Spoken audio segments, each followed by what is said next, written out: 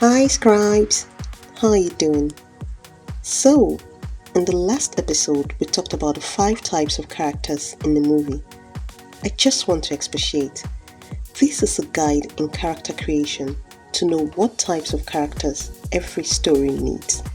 Creating characters that fit these forms helps make your story dynamic.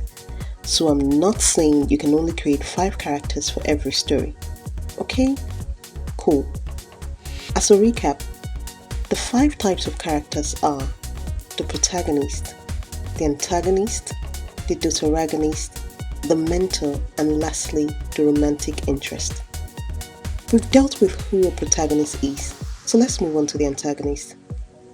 Now I'm going to get sciencey a little and use Newton's third law of motion, which states that for every action, there is an equal and opposite reaction. This is true for storytelling as well. While the protagonist pushes one way, the antagonist pushes the other way. The antagonist is the oppositional force in the story, doing everything in their power to make sure the protagonist fails and they succeed. Let's recall for a moment some of the best antagonists in the movies we've watched. I'm talking about antagonists we can never forget. Can you remember all the emotions they made you feel? Yes, that's what I'm talking about. Characters created and portrayed so well that they still live in our imaginations till date. One of my favorite antagonists from one of my favorite movies is Killmonger. For those who don't know, I'm talking about the antagonist in Black Panther 1. Side question. Is there really anyone who hasn't watched the first Black Panther movie? Put your hand up so we can all stare crazily at you. Alright, let's move on. In Black Panther 1, while T'Challa was the protagonist, and continue to rest in peace, Cape Chadwick Boseman, Killmonger was the antagonist in the movie. So when I say the antagonist is the oppositional force in the story, doing everything in their power to make sure that the protagonist fails and they succeed, you can see it clearly play out throughout that movie. By the constant push-pull between T'Challa and Killmonger, each character righteously defending their positions and chasing their goals. Interestingly, in the end, it was only by genuinely confronting and reckoning with Killmonger's perspective that T'Challa truly changed. He found a way to move the people of Wakanda from "we don't mix with others" to "this is how we'll choose to mix with others." If you've seen the movie, you understand perfectly what I mean. Therefore, we can say an antagonist is necessary for every story because the major conflict dynamic between the two is what keeps the story interesting. Now, in some situations, an antagonist might not even be a living, breathing being.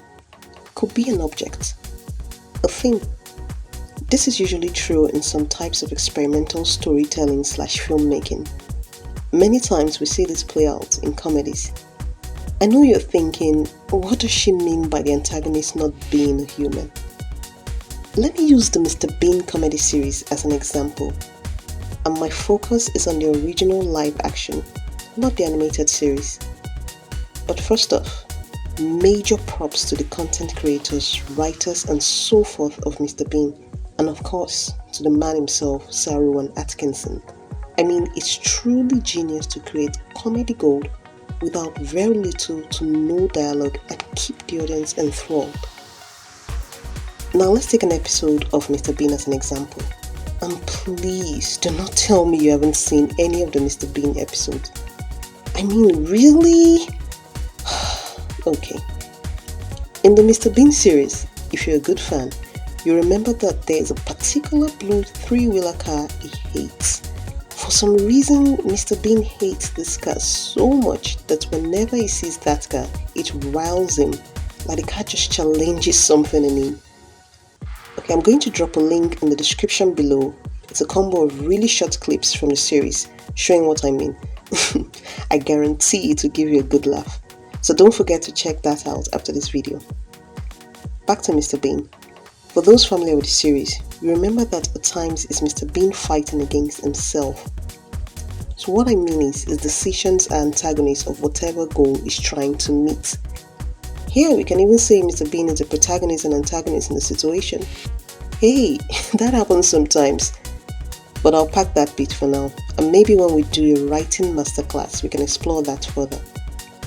I would like you to gently digest everything we've learned so far, so I'm going to stop here for today. I have 2 questions though. Who are your favorite movie antagonists? And why? Let's chat in the comments. But if you have questions you don't want to put in the comments, or just something about writing you'd like to discuss, you can send an email to writenowscribes@gmail.com or say hi on IG at writenowscribes. For now, bye.